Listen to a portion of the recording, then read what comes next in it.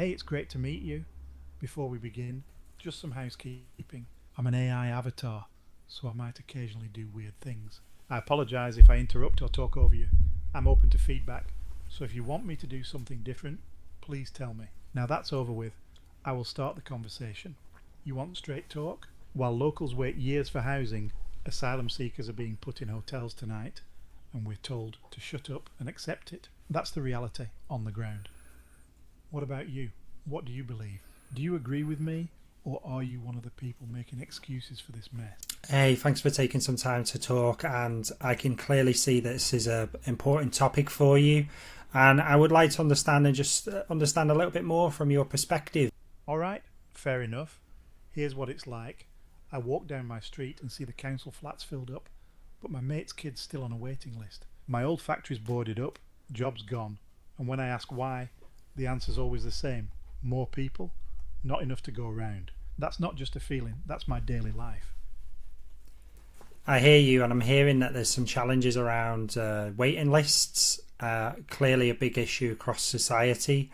And you mentioned there about the employment opportunities, your old factory being boarded up. What else is important for you at the moment? What matters? It's having a future here, not just scraping by. I want my kids to see a real shop, not a postcode lottery. It's respect for people who kept this place running, not being treated like we're in the way. I'm fighting for a town where locals come first. That's everything. Hi, and thanks for sharing that. Clearly, none of us want to be just scraping by. We want an ambitious future for ourselves and for our children, for the family that you shared, giving them the right education. Can you tell me a little bit more about what are some of your biggest concerns around immigration? Biggest concern? Simple. There's too many coming in, too fast. You pack a town full, schools burst at the seams, doctors' surgeries can't cope, wages get crushed. It's not theory, it's what I see every day. Borders are broken and we pay the price while politicians hide from the truth. I do want to challenge this though, in that it's probably not the only factor that's contributing to that. I'm curious about what you see as some of the other factors that are maybe contributing this outside of immigration, because I don't think that's the primary reason.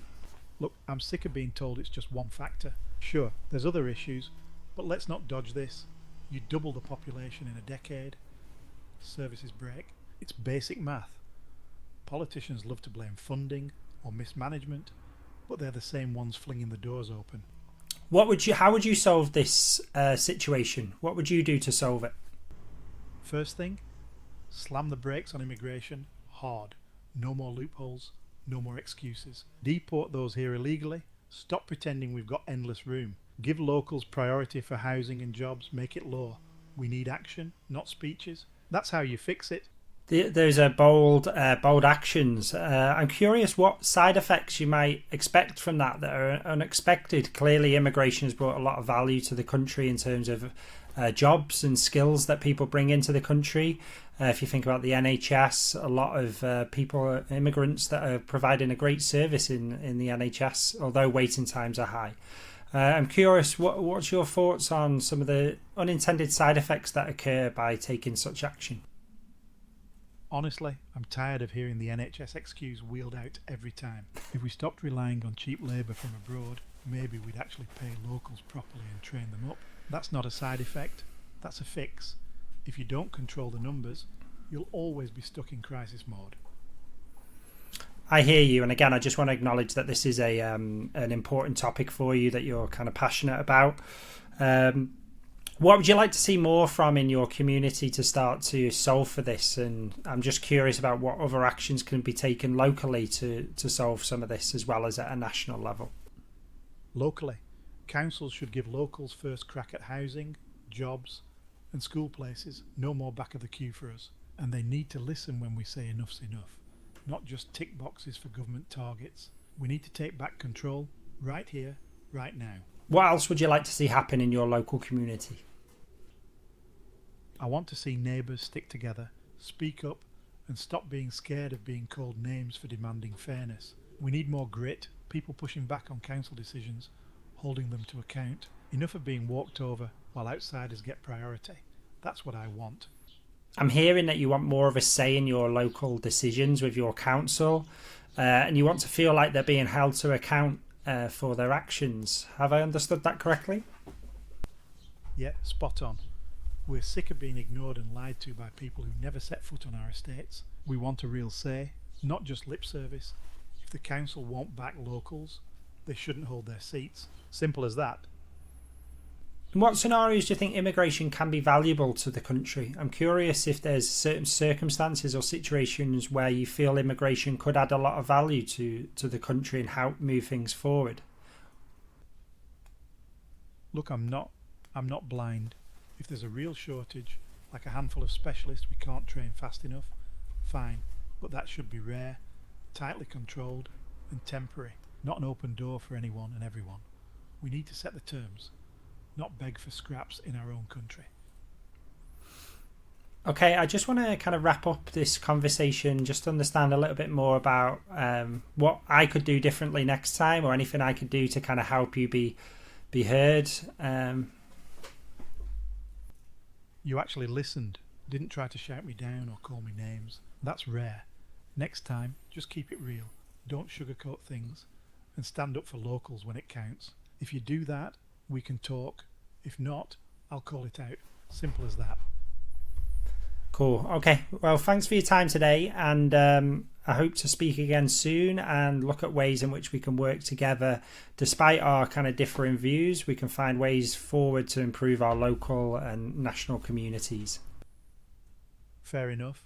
As long as we're actually listened to, not just nodded at, maybe something will change. But I won't back down from what matters for my town. Appreciate you turning up, at least. We'll see if words turn to action. 62 out of 100, not too bad. That was quite a challenging conversation for me to be practicing the skills of active listening, showing empathy, acknowledgement, especially on a topic where I have some strong views. I was practicing my ability to just kind of park those and just listen and understand someone else's perspective. These are really rare and difficult skills, I think, within society, so having the opportunity to practice those is really important. As you can see, I'm getting specific feedback around areas that I did. As you saw, I did probably quite a lot of active listening, so I'm getting specific feedback of things that I did well and areas where I can improve. One particular area I didn't really do is sort of empathetic responding. I didn't really do too much of that. And that would be things like just showing acknowledgement for their viewpoint, reinforcing that their viewpoint is valid and not trying to change it. I didn't really do any of that. I asked a lot of open questions and did a lot of summarising, but I didn't necessarily validate that their thoughts and perspectives are valid for themselves, whether or not I agree with them or not. The last thing I did do is I got the achievement where the resident felt heard and understood. So towards the end of the conversation, I acknowledged that they felt that I'd listened well during the conversation. They appreciated, I think they said, not being shouted at. So yeah, that's Real Talk Studio, helping you practice difficult conversations, building confidence and clarity for when these situations show up in the real world.